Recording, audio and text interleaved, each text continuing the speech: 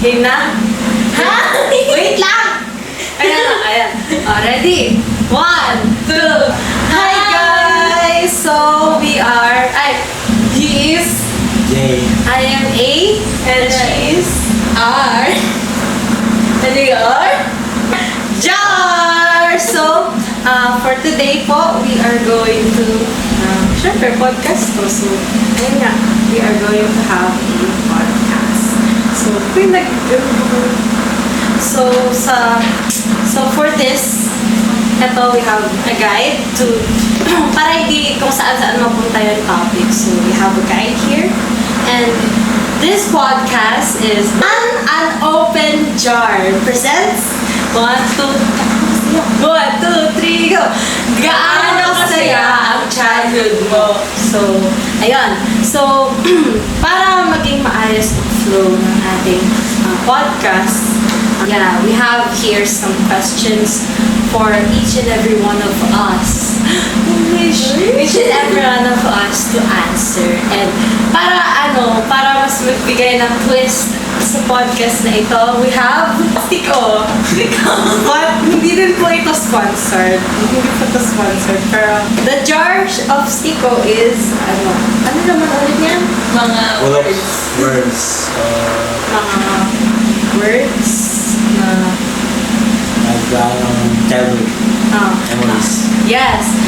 Yung mga words na connected sa aming childhood. So, yeah.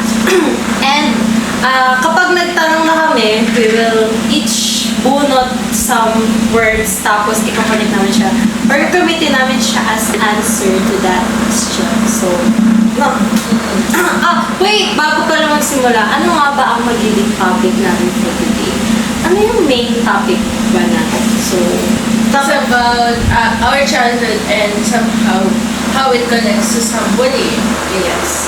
How it connects or how we as children experience bullying, especially now prominent yung yung issue na yun kasi kahit hanggang ngayon nasa modernization and this generation na tayo, meron pa din sadly na bullying na nangyayari, nakaka-deteriorate sa mental health ng bawat isa.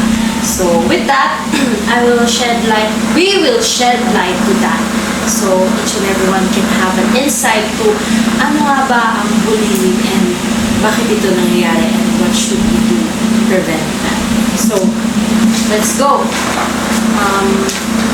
The first question is, what were your happiest memories as a child? So, eto na nga, ang ating mahiwagang jar.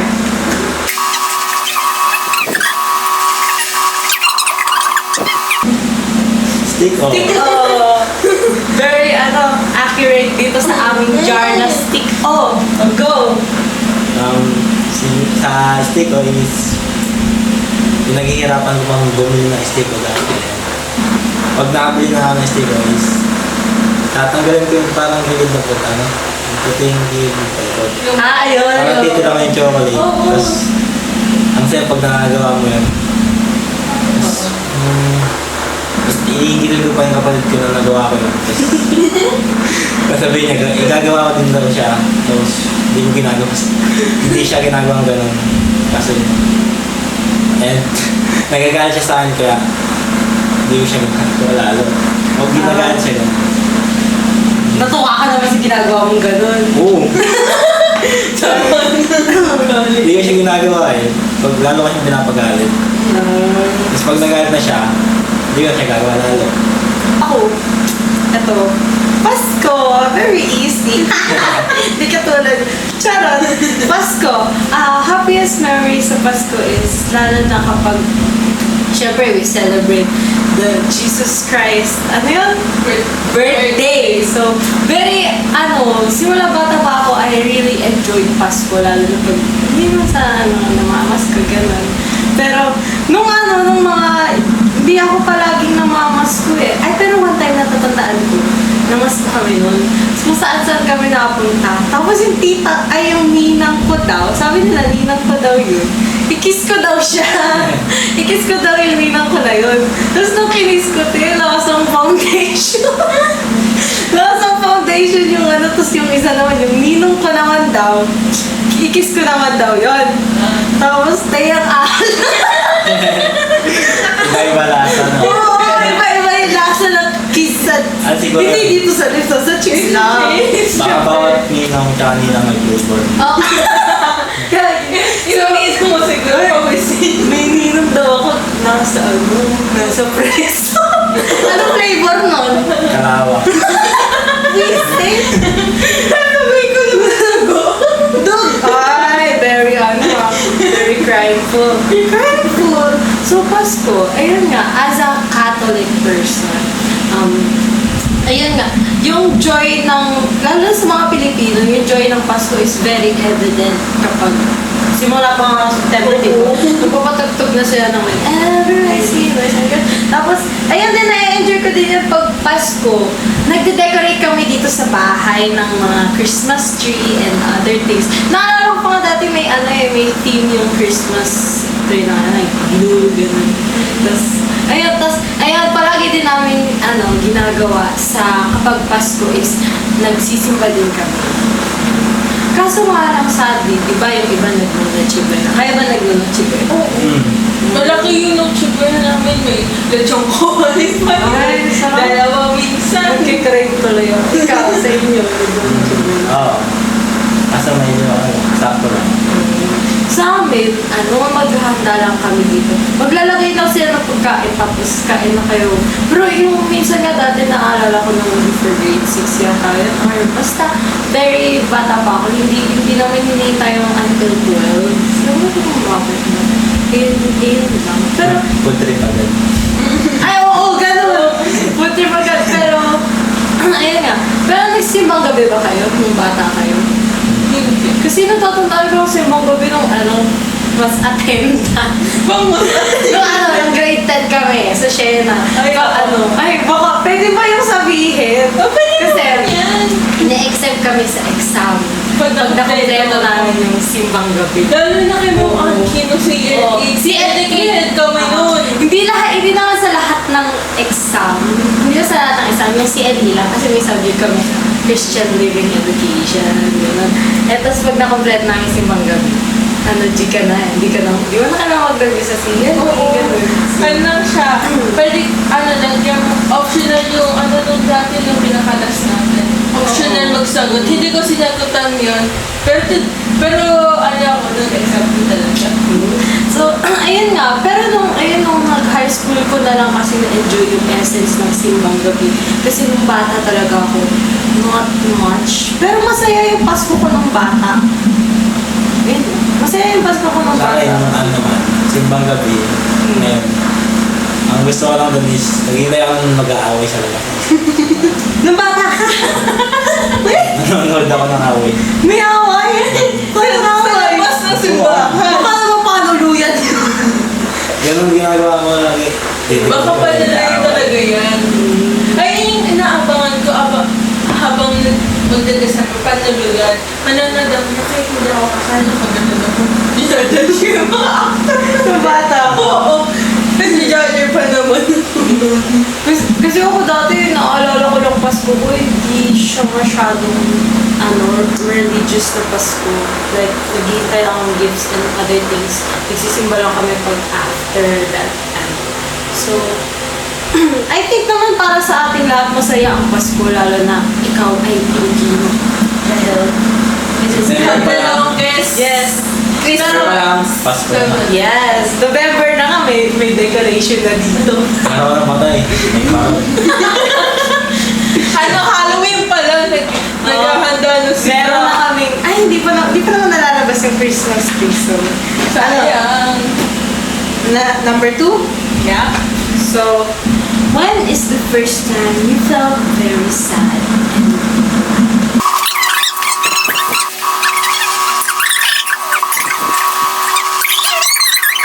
Sa akin, very applicable. Ay, huwag mo tawanan ang isip ko. Huwag natin tawanan. We're very serious here. Malangkot ako dati nung nagsisimula ako magkauban. Kasi nakikita ko na dinutokso nila ako na, ay, Lola si Lola kasi may nag-start yung nung grade 3 yung uban ko. Tato siya. Ginawa ng malawang kong pinsan, pinunot, nagdumami.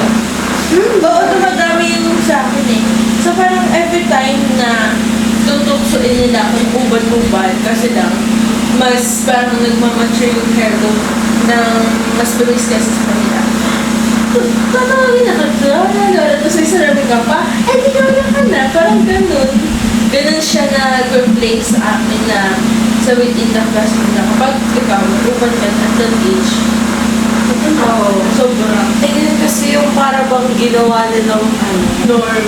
Hindi, stereotype. Ayun, I think. stereotype. Tsaka yung parang, itawag dun eh, yung parang taboo.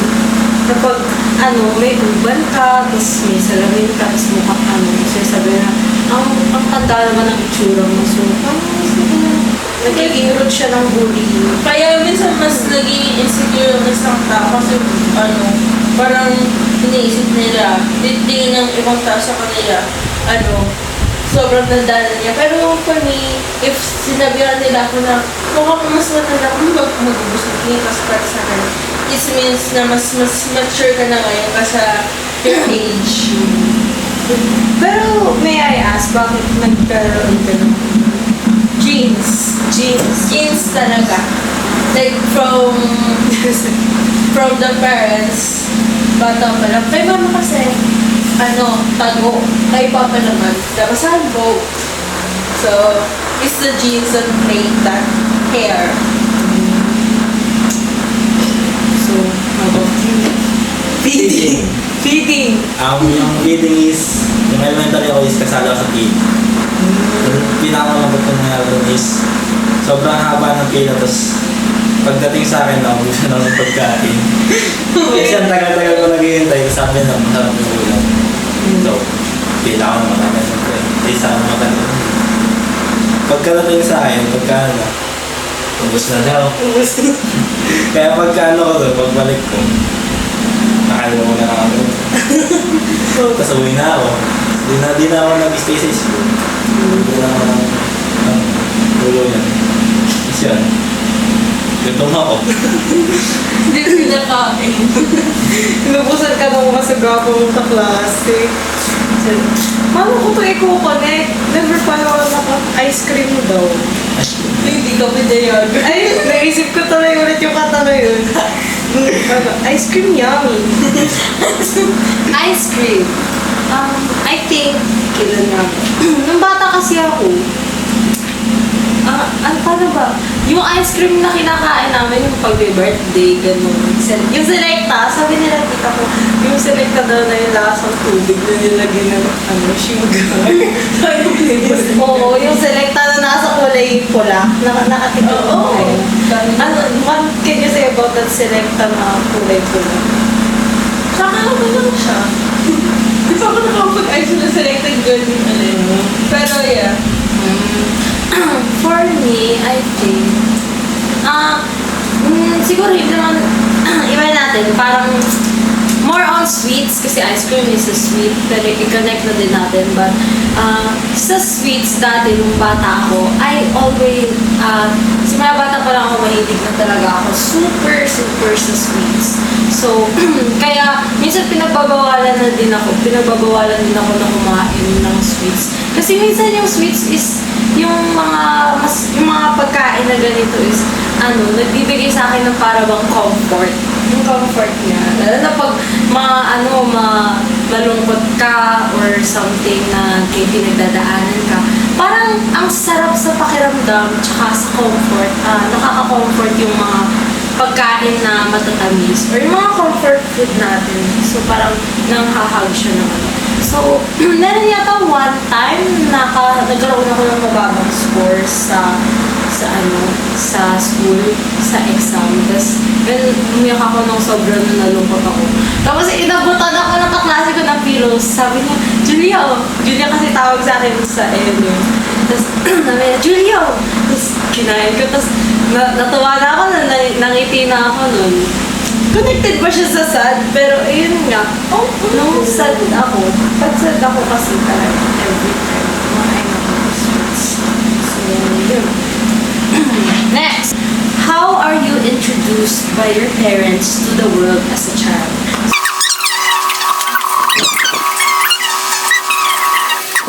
Okay, so ang napunta sa akin is kulot. So, simula bata ako, hindi naman sa kulot, hindi naman yata ako matatawag na kulot, but, ay hindi pala, nung bata ako, straight yung buhok ko. Pero, nung as the time goes by, nagiging kumukulot siya, like nagiging wavy. Katulad ngayon, nagiging wavy na siya. Tapos sabi sa akin ni mama, dati ang ganda ng buhok mo, ngayon kulot ka na. Nakakatanda daw yung itsura ng kulot. Ay, ganyan din sa Sabi ni mama, nakakatanda daw yung itsura ng kulot. Kaya parang sabi ko, ay, parang, pero ako, gusto ko maging kulot. Kasi, hindi naman sa gano'n, pero pwede naman, pero maganda kasi, I think, maganda yung kulot, parang ano yun. Tsaka, yung sa kulot din, dati nung bata ako, madami na din ako nakikita na, or parang inintroduce ako sa concept na kapag kulot ka daw, may lahi ka. Ikaw may lahi ka. Wala. I mean, ayun nga, pag kulot ka daw, sa ITAS, gano'n. oo, ayun. Kasi sila mama, dati tuwing Pasko, and New Year yata mostly, may mga pumupunta sa amin mga Aita. Pwede ko ba sa inyo? Pero, ayun nga, nung tuwing New Year, may mga nanakmak sa door na parang mga Aita. Kasi, before that, yung lola ko is meron siyang naging kaibigang Aita. Meron siya naging kaibigang Aita na para bang naging ka-close niya. Tapos tuwing New Year o Pasko may mga pupuntang Aita sa amin. Tapos nakikitulog muna sila. Yung parang stay over. Ganun. Kasi galing pa sila sa matataas na lugar. Tapos Tapos, ayun nga. So parang na-introduce ako sa concept na kapag kulot, may lahi ka or either Aita ka or kasama ka sa isang ethnic group. So, ayun. I was introduced to that concept. Go. Yung sa disorders, most likely not from my parents, pero sa sarili ko. Like, ewan ko ba, may nakita akong bata na parang autism or parang pilay na ano talaga siya. Parang tatanong ako kay ma'am, bakit ganun siya magkumilos? Kasi di ba ang weird na parang ayaw niya makapagsalita minsan, may sensory issues siya. Tapos sinasabi ni mama, parang ganun talaga yung ibang tao. Tapos, nung lumaki na ako, mas nagkaroon ako ng interest when it comes to disorders. Like, health man niya, physical health or mental health. Parang, ang intriguing nila kasi parang, paano yun nagsimula? Genes developed by birth, like, develop sa mismong parang ang curiosity ng isang bata pagdating sa something na hindi nila mag-guess. Kapag hindi talaga nila mag-guess, minsan nabubuli nila, di ba? Like kapag papaibang religion, may paiba yung kilos, yung salita, parang nakaka-visit. Tapos sabi ng mama ko sa akin pag gano'n, wag daw ako makipag-away. Kasi daw, iba-iba yung perception ng isang tao. Pero nakaka-visit pa rin. Kapag, if may disorder sila, respect them. Kapag wala, wag. Not gonna lie, ako nung bata ako, pag nakakita ko ng mga disorder, nagigilty ako sa, minsan di ba, meron talaga sa ating yung mga inside thoughts na para bang nang judge na agad. And I hate myself for doing that. So, I don't, so I feel guilty na din kapag may times na ganon. But as times goes by, nakikita ko naman na parang mahalaga din kasi yung awareness sa pagkakaroon ng ganon. Mahalaga yung awareness para maiwasan yung mga things like that. So, for you, Sa akin is relate ako dyan kasi yung kapatid ko is special child. Ano siya, Down syndrome. Kaya pag nakakarinig ako nyari ng sa mga tao na yung word na Mangbubuli sila. Mongolo, oo. naiinis ako talaga. Parang, pag narinig ko yun, gusto ko nang umalis sa tabi nila ganun. Nakakainis kasi na hindi nila alam yung salitang yun, tapos hindi nila alam na Sabi sila. nakakasakit pala yun. Na hindi sila aware about sa sinasabi nila. Kaya yun. Ayun, so, anong word mo? Birthday. Pinakilala ko nila mama sa ganun, sa birthday is, pag birthday ko is minsan kasi walang handa or minsan sakto lang. Sasabihin nila mama mas okay na yan, basta makontento lang. Dapat makontento ka sa ganun. Kasi hindi naman lahat ng bagay makukuha mo talaga lagi. Lahat ng gusto mo din makukuha. Kaya dapat makontento ka sa binigay sa'yo pag nakuha mo. Real. Kaya yun. Super real. Like, kapag hindi niyo naman kaya, wag na. Wag Pag-ipunan niyo na lang. I mean, wala naman kasi talagang taong perfecto. Kaya, yung mga tao na nagsasabi na parang, ay, walang handa, parang they don't have the right to do it. For me, wala silang right na i-judge yun. Kasi, magkakaiba tayo ng sinusuot na sapatos. Magkakaiba na I mean, yung social test para i-judge yung isang tao. Kaya nga may differences eh. Ayun yung parang nagsisilbing lesson sa atin na tanggapin yun. Na may magpagkakaiba tayo pero we have to accept that in order for us to be or to prosper as a society. Now, let us answer the fourth question. What is the fourth question now? Okay. Medyo serious siya. So, as a child, bilang isang bata, have you encountered the word bullying?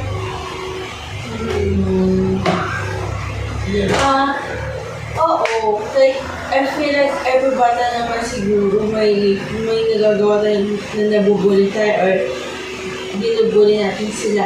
Yung first encounter ko siguro is yung nang nabully ako is nung lumipat ako ng school from Arani to Samanat niya. Yung nangyari nun is coming from my own cousin talaga siya. Like, nag-sprout yung uban ko. Like, nasa likod ko siya kasi nga matatangkan lagi nasa likod. Parang nahirapan na nga ako magbasa nun. Tapos aanin niya pa na bubunutin niya bigla. Tapos uulitin niya. Tapos sasabihin niya sa akin, Sarili, matanda na, parang ganyan. Tapos nag-start ako magsalaro ng grade 4. Parang nag-continue siya. Tapos kapag tinatry mo siya i-help sa studies niya, parang ako palang bubulihin. Like, parang gano'n. So, yeah. Nung siguro, in-ikaw si parang nabully ako, na siya. Nung grade 2, medyo spoiled brat ako ninyo kasi parang, ayun yung nilalaban ko ng Jessie Mama. Yung ginawa ko, pinatulungan namin magkakaklase yung kaklase namin masama ugali. Sinarabuhan namin siya ng room. Like, tapos nilang talaga namin yung room na huwag siyang makapasok. Parang ganun. Ayun yung experience ko talaga. Encounter. Oo, yung encounter ko. How about you? Sa akin sa pinsan. Una niyang gumawa sa akin is sinuntok niya ako kumuha. Tapos kaya nabungay ako dati. Tapos lalo, nung nabungay ako, lalo ako nabully dahil yung sabi ko. Ayun, nabully ako dahil yung sinasabi nila ako, vampira. Vampira, gano'n. Tapos, madami ba ako. Ilan yung dali ako nun. Tuloy-tuloy yun hanggang grade 4. Yan. Tapos yun. Dire-diretso lang. Tapos, nung grade 5 and grade 6, iba naman yung buhay sa amin. Yung mga Bugs Bunny and Mr. Bean. Kasi Jerry Bean. Bean. Mr. Bean. Kaya yun. Ayan no. Wala. I think yung bully is nagsistart talaga minsan, mostly sa mga bahay. Kasi for me ako din, not totally nabully, but I was afraid to be bullied by other people. Kasi growing up, nung bata ako, mataba na ako noon, is malaki. And with that, yung mga tita ko, sinasabi nila, mag-check ka na, taba-taba mo, gano'n. Yun palagi ang sinasabi nila sa akin, like more on verbal, na I know naman, alam ko sa sarili ko, na pero as a child, tapos, innocente ka, tapos yung pag-iisip mo is very, very vulnerable. As a child, tapos ginaganon-ganon ka, yung mga sinasabi ko, tabangan naman, tapos, ayun pa nga hindi ko daw kamukha yung mama ko, kasi yung mama ko is, maganda. Yung parang sila na, pangit ko, gano'n. Parang, ayun na nga yung nag-cause sa akin na, para hindi mabuli ng gano'n na patuloy. Ang ginagawa ko sa school, yung nakuha ko sa, ang ginagawa ko sa school is, I'm very guilty na para bang, nang-bully din ako, So, para bang naging coping mechanism na, para hindi ako mabully na katulad ng sa bahay, ang ginagawa ko is, ini-inflict ko sa iba, parang, para maging superior ako sa kanila. Lalo na nung mga days nung mga grade 1, grade 2, nung elementary days ko. Kasi sa amin, sa Samuel South, yung school namin na yun is, di ba, halo-halo yun, may mga bata na nag-aaral may mga bata na taga-parang, which is yung mga bata na parang mga paslit. Ganun. So, parang to make me feel superior, hindi nila ako maging target into that bullying kind. Hindi ko pa alam nung bata ako nun, yung concept ng bullying, but ang ginagawa ko is parang kinakantyon ko lang nila. Ganun. So, parang ginawa ko siyang coping mechanism, which is, now I know, and ngayong aware na ako sa lahat ng mga nangyayari is masama. Talagang masama. So, ayun nga. I never knew na bullying yun, but when I went to, parang nagkaroon na ako ng isip, dun ko na laman na it's bullying. And bullying is bad. Super. So, ayun nga, ang conclusion namin dun is mostly bullying and name calling and something is rooted from our insecurities and yung trauma na nararanasan natin sa surroundings natin or sa environment. But it's about coping mechanism as Sabi din kasi na iba, pag nabully ka, magiging bully ka din. Yung cycle niya, di siya Pag nabully ka, magiging ganyan. Kasi, pag nagawa kasi parang ayaw mo nang gawin sa'yo, parang ikaw yung gagawa sa akin. Para hindi mo maranasan yung sakit. Inuunahan mo na Binibigay sila.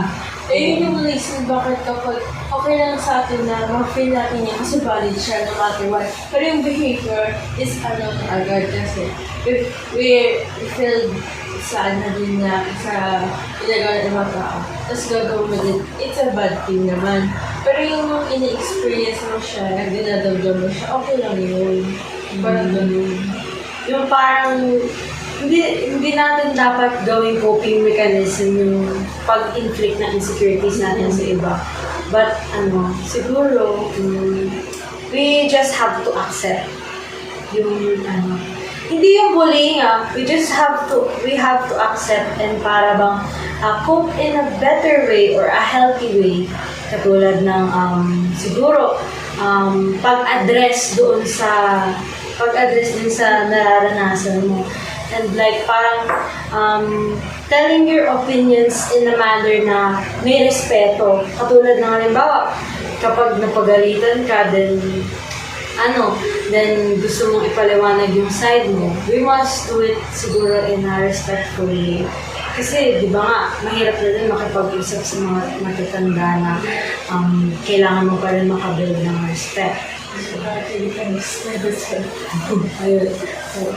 Number 5. What experience caused you to see the world differently now? Hindi na ba tayo?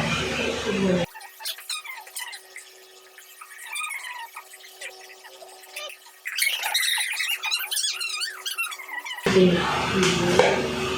Barbie. Hindi pa. Barbie?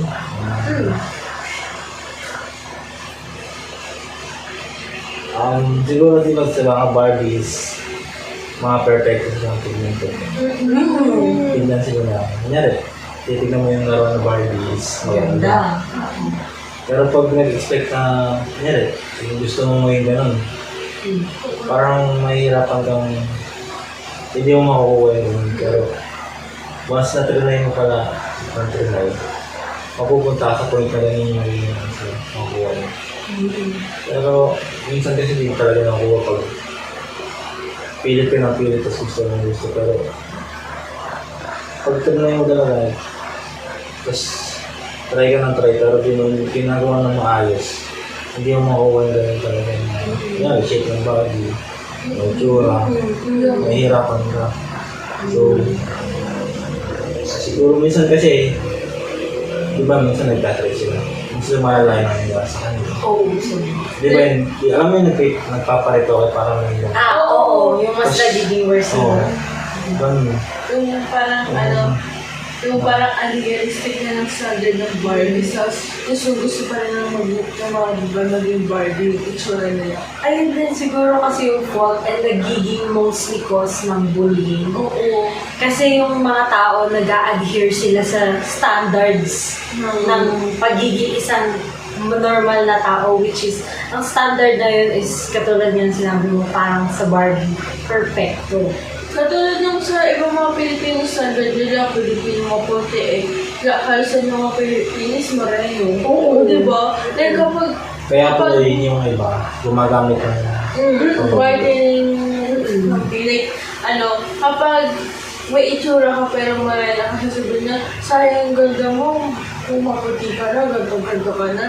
Parang ang hirap i-achieve yung standard ng Pilipino kapag dating na sa beauty, tapos kapag maputi ka na, paganda ka automatically, parang ang hirap i-achieve yun.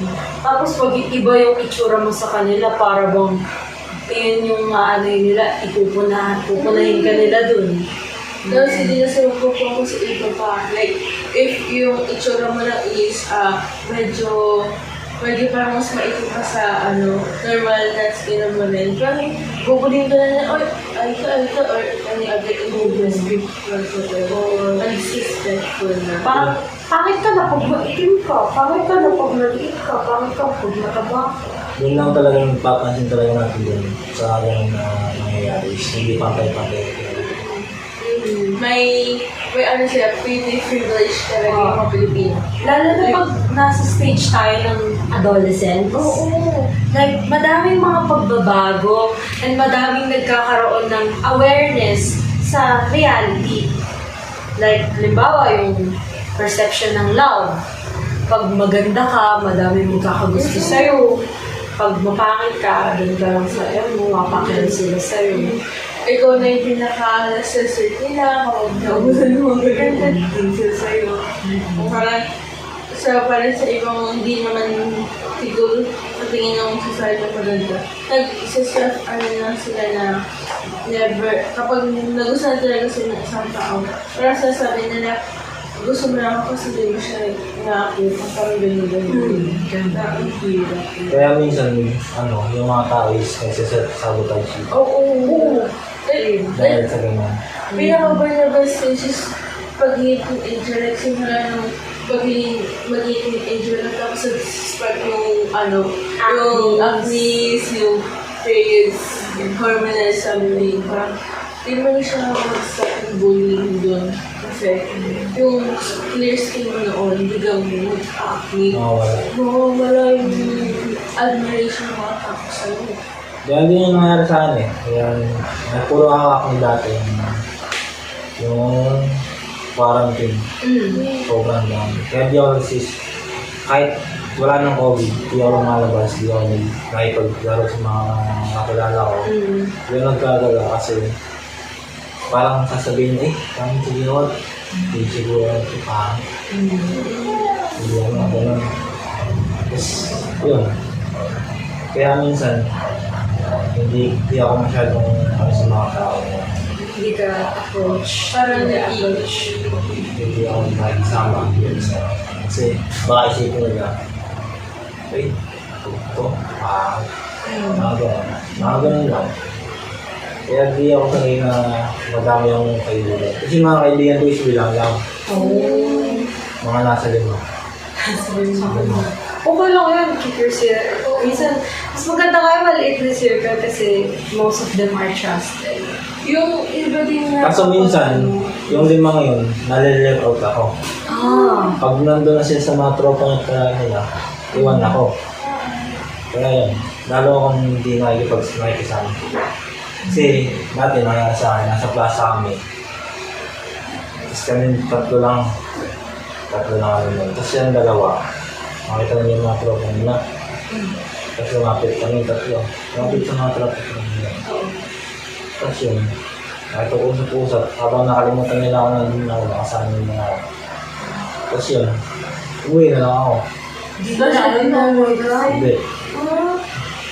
Hindi na nila pinansin. Parang nakalansin na nila. Parang nakalimutan nila ako dahil sa mga tropa nila. Minsan, yung pinakamahirap, like, I experienced that kapag kanyari yung sila kasi nag-uusap sila, merong parang Filipino, like, celebrities na YouTubers na Hindi ka nakakarinig. Di ko masyadong maano sa mga problema ng mga YouTubers sa video pa nila. Parang naiinis ako. Parang nagiging attention for their own side kasi. Tapos sila, mag-uusap yan. So parang ako nakikinig lang ako. Hayaan ko sila. Okay lang sa akin. Both of you, do you consider being left out as a form of bullying?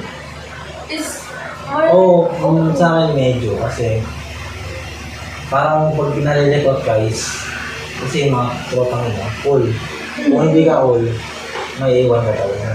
Ayun, missing out. Kasi diba, since yung naging photographer ako, mas lalong na tingin nila sa akin. Naging Parang ako yung tinatawag, pinalapitan.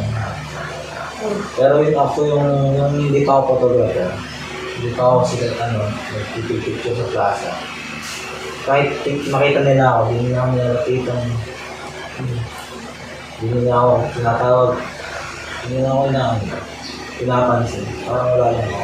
para bang favorite. Tapos ngayon naging na ako, nakilala na yung pangalan ko. Doon sila nagsisilado. Ako din, even elementary, nung yung mga kaibigan ko, ayun, pag yun nga minsan nagda-doubt. Meron kasi sa atin, pag, halimbawa, nararamdaman natin yun, may doubt sa atin na, totoo pa ba yung kaibigan na to? Kasi, lalo na pag galing ka sa isang experience where, halimbawa, naging friend for benefit. Tapos paglaki mo, para bang matatakot ka ng magkaroon ng circle of friends. Nahihirapan ka nang mag-trust sa iba. Like, yung sa elementary pa na parang nilalapitan ka lang nila kasi kailangan. Tapos nag-high school ka na, biglang natatawag ka na magkaroon ng sila kasi dalawa lang yung pinakaibigan mo. Or, nilalagpas sa lima pa kasi you keep your circles mo para plastigan, pero biglang may plastigan para parang tatakot ka na magkaroon ng friendship pa. Ngayon din kasi, nyari, kung pagkakaibigan ko, kaya di ka na, di ba, pag nagsabi ka sa kanila ng problema mo, gagamitin nila sa'yo. Oo. Ginagamit nila yan sa'yo. Hanggat masiraan ka Oo. sa iba. Lalo Na na hindi mo po, pa alam. Hindi mo alam. Kasi siraan ka kaya. Kaya rin nagsabi ka ng problema mo na may mababa yung grade mo. Sabihin mo, buwag yun. May hinahin sa ganun. Like, nagiging sense of insecurity. Tapos pag wala na. Nakakamay mga katuloyan. Kasi yung trust mo is nabawasan. Masira. kaya nga para bang mahirap magpatuloy sa magpatuloy bilang adult na may confidence. Lalo na kung nararanasin mo yung mga trauma gano'n. Ano na yung kapag bigla kang bumaba sa isang grade, you used to be excelled at, tapos tapos biglang magsasabi yung kapag gusto mo kapag isa kaibigan mo, sasabihin, magbaba yung siguro niya. Tapos bigla ka nang mag-less confident ka na kaya. Kapag sumali ka na sa kunwari, SPC, parang nagulong na yung confidence mo na, ay, hindi kasi masyadong flowery yung words, hindi kasi ganun ka-confident. Sa akin, ako, height. Parang connected sa perfection. Yung sa height, pag dati kasi, nung LM, yung format ng classroom namin is maliit, katamtaman, malalaki, ingat sa dulo. Marami akong sa dulo. Tapos wala akong pamadat. Kaya kapag nag-leave, nakaganon ako. Tapos, nung grade 6, na namin, hinahanap yung pinsan ko. Yung pinsan ko, medyo maliit siya sa akin. Tapos may doon, question sa group namin, group activity. Daw yung parang pag ipag-combine mo daw yung panda sa yung duck. Di ba? Sinabi ko, paano ba? Tapos yung nakita ko yung kagrupo ng pinsan ko, sabi ko, si Eunice, tapos sabi, ay, nabubuhay si Renee, pandak daw si Eunice. Pero kapag ginawa nila yung exact same, nagbigay lang sila ng ibang pangalan. Tapos nagtatawanan sila. So pagdating sa akin, ako yung bilay. Tapos bakit naging pag sa akin mali na? Tapos kasi ako ko yung nagsimula. Tapos ako hindi nun maganda. Kaya siya sa akin na privilege talaga siya. May privilege talaga. Akin naman is aglipay. So, as a Catholic, nung bata ako, hindi pa ako masyadong aware or yes, sinasabihan ako ni mama na, palagi kang mag-pray. And nandiyan si Lord para sa'yo palagi. And ayun nga, parang nagpalakas ng faith ko. Then, as I grew older, meron na one time is, magsisimba dapat kami, kasi sabi nila tita, baka daw walang simba dun sa Katoliko, kung magsimba daw kami sa Aglipay. So, ayun naman, para bang nag-wonder ako, ano nga ba yung Aglipay? Then, doon ako naging open doon ko nalaman yung ibang mga religion na meron pala. So, yung experience na yun is nag-cause sa akin to see the world as many differences. Madaming pagkakaiba-iba sa mundo natin. Lalo na in terms of religion. Kasi as per sa pinag-aaralan natin sa world religion, kita natin nabubukas yung isip natin sa iba't ibang mga practices nila. Na I think that we should really accept that. Kasi sa kabila ng mga differences na yun, sama-sama lang din naman tayo namumuhay sa society eh. Sama-sama lang tayo dito na para bang ginagawa yung lahat para makasurvive. Diba?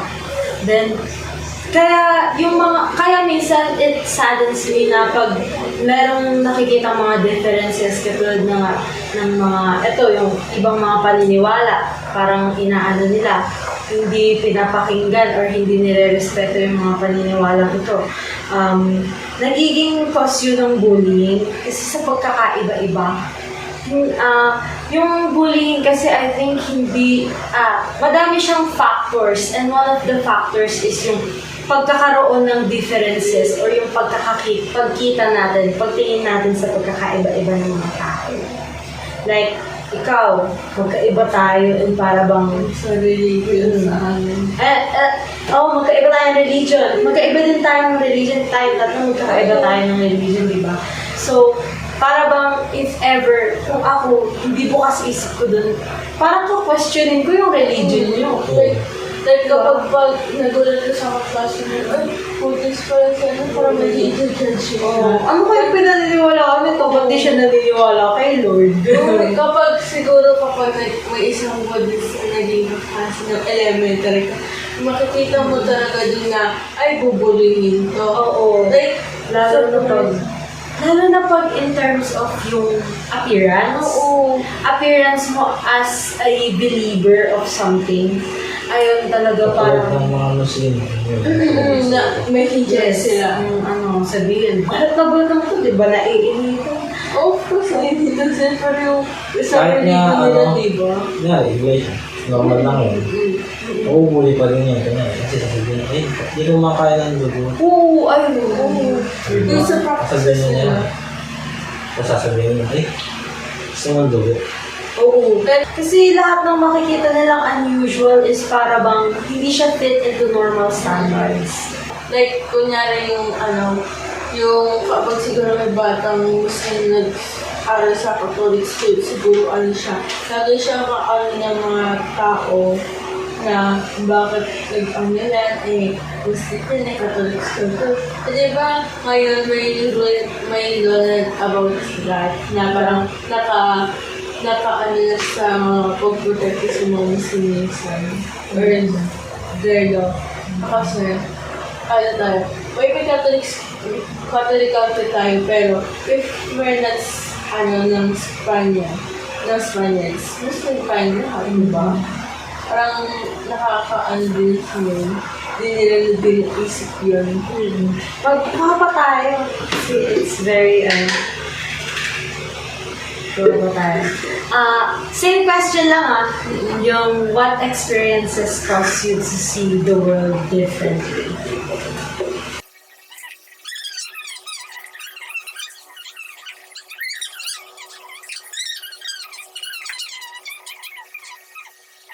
Nakuha ko is school.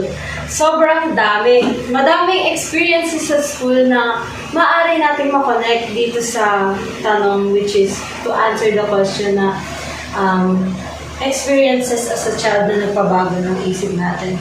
Like sa school, mas nagiging aware tayo sa pagkakaiba-iba ng mga tao, sa mga perspective nila. And with that, hindi yun, sa pagkakaibang-ibang yun, hindi yun isang magandang dahilan para, para bang punahin natin yung mga experience, yung mga nararamdaman ng ibang tao. Kasi sa school dun tayo mas masyadong na-open sa reality, lalo na sa mga lessons na binibigay sa atin ng mga teachers. And sa school din natin, sa school natin nakuha yung term or na-encounter yung term na bullying. Mostly and most prominently, I think, is sa school.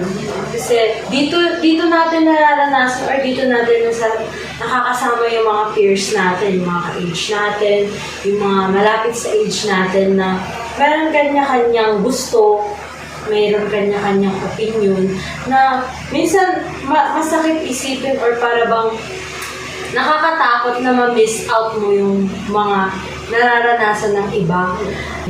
So mostly yung bullying is a cause na din ng peer pressure. Ikaw, ano sa'yo? New Year. New Year. New Year is, siguro yung pagkakain kasi New Year is yung mga handaan ng mga tao. Like, kunyari, minsan kasi, yung New Year nila is parang normal na araw lang. Normal lang sa kanila. Parang hindi nila yung nagagamit kasi wala silang pera, gano'n. Tapos pag nalaman ng ibang tao na gano'n, parang may amin na maaamin sila. I-graduate. Yeah. Si ganito. Pamilya yan. Walang masyadong handa. Siguro sabi niya, na-enjoy ka rin nila. Ang bagong taon. Na-enjoy ka rin nila. Siguro hindi kasi. They judge too quickly. Hindi man lang nila tinatanong kung ano yung sitwasyon ng mga tao. Then, sila ko ako is innocent. Yung sa siguro, innocence ng bata. Like, if na-influenceahan mo siya ng hindi maganda, gagawin din ng bata, tapos may inis ka. Which is wrong, kasi dapat yung tuturo mo sa bata is magaganda. If you want them to be a good member of society din. Kasi, kung katulad ng pinanood natin sa DISS, yung sa Bubudar, yung naging aggressive yung tao, naging aggressive yung bata. It is funny if you grow up in an abusive household talaga. Parang sobrang hirap na i-break yung cycle. Kasi, paano kung bibigay ng isang bagay sa magiging anak mo kung hindi na din siya na-experience, di ba? Parang ang hirap niya. So parang pagdating sa pagpapalakay sa kanya ng anak, natin niya hindi maging straight. Pero sa oras, naman niya maging straight. Bilang dahil child ako, dahil ganun siya pinalaki. Hindi siya nagpuugat din. Like sa bullying, kapag nakita nila yung isang bata na hindi in the same way na minsan gagawin nila, lalagay sila ng yung idea to the point na mawala yung innocence ng isang bata. Oh, yeah. Like, hindi expose yung bata sa pornography. Magsusuggest sila sa bata ngayon, kinukurap nila yun, like, nung isang film na naging famous, kahit basta siya. Pero itong parang nila sa bata ngayon, to the point na yung ear nila is ma-curious, so mawala yung innocence nila din. Parang, ang hirap na din ibalik yung innocence nila. I think bullying din is the cause of kawalan ng innocence ng mga bata. And another is yung social media. Yung exposure dun, too much exposure. And let us mention, di ba may mga cyberbullying din na nangyayari. Like, mas bata pa sila sa atin, tapos mabubuli na sila. Like, minsan, nag-lecture na din yung parent to gain attention from society. And naging bad na siya sa society kasi parang, like, instead of spreading positiveness sa social media, ginagawa nila para maging negative na. Parang ginagawa ng entertainment sa mga bata yung social media. Like para bang, masyado tayong maaga na-expose. I mean, okay lang naman. There are two benefits naman. There are two sides of social media na maganda and bad. Bad in a way that na-expose tayo masyado sa too much information na nag-aano sa atin para wala na yung innocence. Siguro kung may laman yung suma-iPad kid, na kung ano ang cycling na papaano nila, hindi nila mawala ng parents na parang na-expose sa mga yung bata. Sila pa iba, kung innocence yung bata at a young age, nagwawala na tayo. Siguro din, sa sinabi niya, naranasan ko din yun, na wala yung pagka-innocent ako dahil sa mga kaibigan ko. Kaya, alam ko yung babae, ang kultura ko, sa akin. Kasi alam yung ginagawa na para gumawa ng TV. Parang na-expose kasi. Tapos, sa bullying din siguro. Dati innocent din ako sa grade. Parang, yung grade ko, dati lang, okay lang siya. Parang hindi ko na grade conscious talaga. Pero, mas nagpaalala sa amin yung bully ako sa grade ko is nabully ako. Kaya, sasabihin niya, bobo ka lang. Kasi yan, sasabihin niya is, ganun.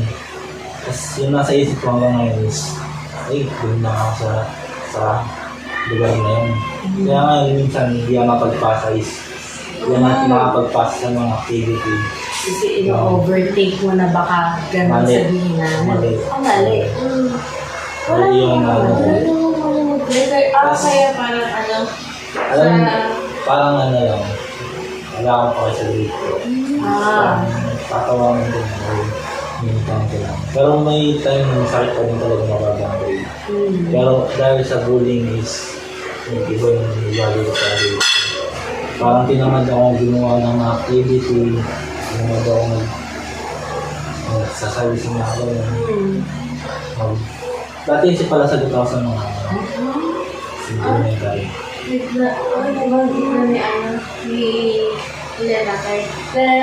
Yung dati daw sobrang active mo daw nung rin si Freak nung maging klase o sa klase yun daw. Parang dahil daw nabully ka doon. Parang Diba? doon sa sabi niya. Similar din siya sa akin. Di naman influence sila mama, pero yung nakikita ko mga klase ko na pag gusto ko sa pag-grupo, pero matagal din siya, parang push nila ako away. Parang ngayon, give conscious ako, tapos dinadoubt yung sarili ko, kaya nung nag-LSPC, parang gusto pa na talaga umiyak nung nag-announce siya na trying speech writing. So, parang tapos nagulat ako, yung binanggit pangalan ko, tapos sabi sa akin ni Chris, diba? Sabi ko sa'yo, parang for the first time na may ka-edara na ako na aside from lalaki na magsabi na kaya ko yun. Kasi sinasalat ko yung sarili ko na maging push ko yung sarili ko na dapat at least labing ganyan yan. So, yung grade ko ng GenMath, very humbling siya sa akin. Sa akin din, kung nanalo ko. Ayun, First time ko naging nagka-medal. First time. Wow, congrats! Hindi sabi ko sa sarili, kaya ko pala. Pero nagpa-akay ko lang sa sinasabi nila. Ayun talaga. Mostly yung nagiging sa atin, yung mga nag-hold back para mag-excel tayo in our own way. Yung mga sinasabi ng mga tao na hindi ka yun yung parang nagiging epekto sa atin ng bullying. Kapag you used to love this part, nawala yung passion mo dun, tapos parang na-prove na hindi ka tayo nag-isa. May nakapansin din pala ng gano'n pila sa grade 6 na active lang. Ngayon ko nalaman mo. At least now you know that you have the potential. Try mo, sa semester, try mo mag-participate. Wala namang mali kung di naman parang kasakto yung sabi mo. At least yung try ka, at least sabihin ka. Parang ayun din yung purpose na recitation to teachers ka. At least may nakikinig na sugante. Yun din ang purpose ng hindi mo pakikinig sa sinasabi ng iba. Makinig ka lang sa sarili mo. Kasi yun ang yung sa natin. Oh, yes, truly. Pero paano pag hindi? Tama joke lang. So, bakit nga ba may bullying? Okay.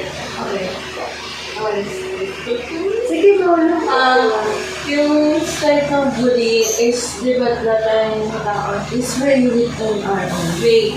So, kapag bago yung concept niya, parang is neither na magigets mo siya ang design or hindi. Pinayas ako, open-minded and narrow-minded. Parang ganun din na nag-start yung bullying kasi, for me, may concept tayo na hindi natin na-gets, hindi natin ma-fully kung ano ba yung punto, tapos pinapa-ano natin sila, hindi sila, hindi na natin ma-fix yun. Parang ganun. For me, I think number is bullying. Siguro about din sa pagpapalaki ng mga magulang nila. Kasi minsan, yung bubuli, sinahayaan na yung magulang na yung bully. Sinahayaan na nila na, sabihin ko sa minsan kasi may nagsusubong sa magulang, pero parang wala lang sa kanila. Hindi na pinapansin na nabubuli yung anak nila. Sinahayaan na lang, hindi na pinapagalitan. Kasi ako, sabi ni mama na, kung nabuli ako dati, hindi lang nila mama. Na huwag ko nang gagawin yun kasi masama mga mahal ng mga tao. Kasi kung ayaw mong gawin sa'yo, huwag mo yung gawin sa iba. I think that sums up the reason bakit may bullying. Kasi dahil sa inner perception in your perceptions and yung para bang way of paano tayo lumaki. Like, hindi natin na-get or hindi natin masyadong na-address ng maayos yung mga naranasan natin as a child. So, and paano nga ba yung nangyayari? Parang conception na din ng paniniwala ng parents ito na oppression sa mga LGBT, di ba? Kapag gay yung alam ko, sasabihin ito, hindi yan katanggap sa society and sa simple parang natin ngayon. Being LGBT is also acceptable. Di sa lahat, di kompleto 100%, pero there's people na parang kahit bakla ka, okay lang sa kanila. Like, kahit opposite yung sa parents, sa paniniwala ng parents, okay lang sa kanila kasi for them, it's a new experience to know to pinpoint na parang yung na-experience na. Minsan, in the concept, perception of love, minsan sasabihin nila, mas madaling magmahal ng babae kung babae ka. Mas madaling magmahal ng lalaki kung lalaki ka din. Na-realize nila, hindi din. Kasi these people, especially elderly, na i-judge ka nila. So parang mahirap din sa society when it's come to, pag nilipat natin ang idea ng kapag bakla ka or gay ka, okay lang sa kanila kasi di ba dati, kapag rare sa kanila yung mag-come out coming out of closet. So parang, iniisip nila kapag mag-come out sila, parang bubuli na sila. Then there's so many, open na din natin.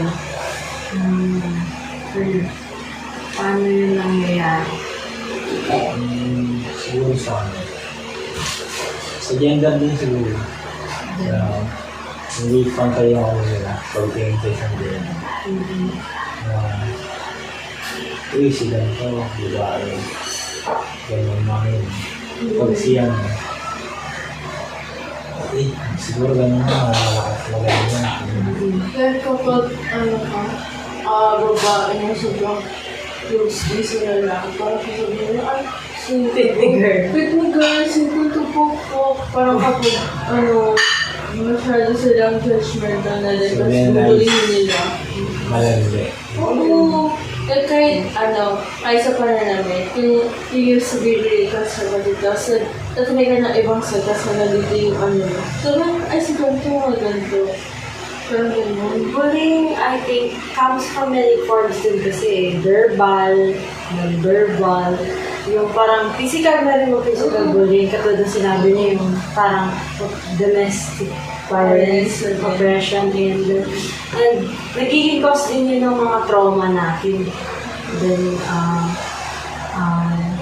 nalimutan ko yung isa kong point.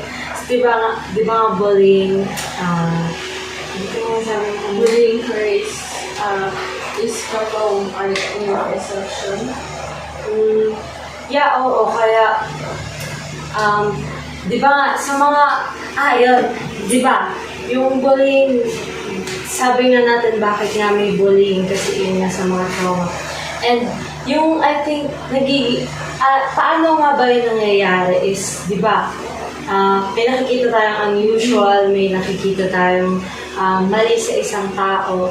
And I think nagiging cause yun parang ayun sa isang cycle na para bang patuloy na mangyari yun dahil patuloy na na-oppress yung mga damdamin natin. Katulad din ng experience na shinare ni Jervin na nabully siya, kaya nabully siya, parang ginawa na siyang coping mechanism. And para bang na-drown nung bullying yung potential natin to be a better person. Yun. So, ano sa tingin niyo yung maaari nating prevention? Yung naiisip mo is, educate people na dyan. Pero okay mo po kasi may salis na perception. If, kung ibang generation, tuturuan natin sila na yung mga taos, ganito talaga yan, iba-iba talaga sila. Siguro doon magsisimula sa next generation talaga yung pagbabago na sana unti-unti. bullying is mag-stop. Parang ganun. Kasi bullying is like a permanent, effect na din talaga sa mga tao. Kung hindi na din sila masastop, hindi na din yung, papakunin ka rin. For you, what can be a prevention? Ano ba yung prevention? Sa tingin ko, wala. Kasi, about sa generation is parang nahalo na. Iba na yung generation ko. Ano nangyayari. Like, parang iba na yung tingin nila, iba na yung ganyan. Iba yung tingin. Kaya, sa tingin ko, wala. Nahihirap. Pero if ever, what do you think? Siguro sa ano, ipapalang yung mga traumas, yung tao, ipapalang yung mga kalanasan, yun, mga nangyayari. I think sa prevention nito, mahalagang mag-start to sa atin. Kasi tayo, mga aware na tayo. Alam na natin yung mga cause and effects nun and yung hindi magandang dulot ng bullying. So, I think it really starts with us. Kung saan tayo, halimbawa tayo as an adult, matututo na tayo na not to belittle little ones, not to belittle the young generation kasi napagdaanan na din natin yan eh. And we know how it felt. And sana naman, isipin natin na dahil naramdaman natin yun, yung sakit nun, huwag naman natin iparamdam sa mga bata na merong mga fragile heart. Yes, lahat tayo merong mga fragile heart. So, dapat natin itatak yun sa sarili natin. Yes, sa fragile heart, doon nabubuo yung pagiging strong. Pero, kahit anong gawin mo, mag-break and break pa rin yun eh. Walang na parang invincible. And then, this generation kapag naging parents tayo, alam natin na kung ano yung ginagawa natin sa kanila, yung mag-shape sa future nila. So, it starts with us and us being parents sa din. And if you know yourself, parang, di pa nagbabago mo sa mga tuwala, tapos mo ka na naman, parang di mo deserve mo. Kasi that kind of, parents, parang, nasa mga tuwala yung parents, hindi ko kasi alam yung mga start. To end, so somehow end is we want to magbigay ng isang Bible verse sa inyo, which is 1 Peter chapter 3 verse 9. Do not do not repay evil with evil. That somehow sums up yung kung bakit mayroong bullying and bakit mayroong bullying and bakit ito nag-occur. So, we must be aware na yung sa concept ng bullying kasi masama yun. It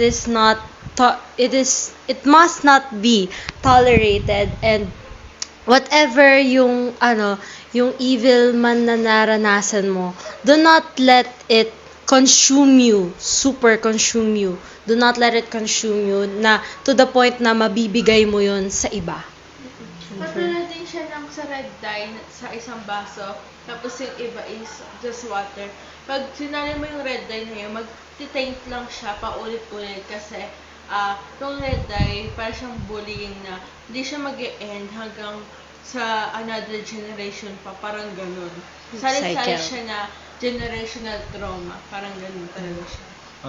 Siguro, tumulong ka na sa mga binubuli kaysa mambuli ka ng tao. Yun lang. Yes. And with that, it perfectly sums up our podcast, and thank you so much for watching.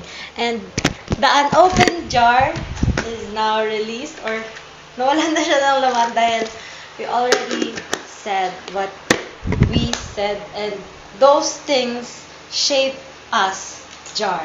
So, thank you so much for watching, and the change starts with us. Thank you. Bye-bye.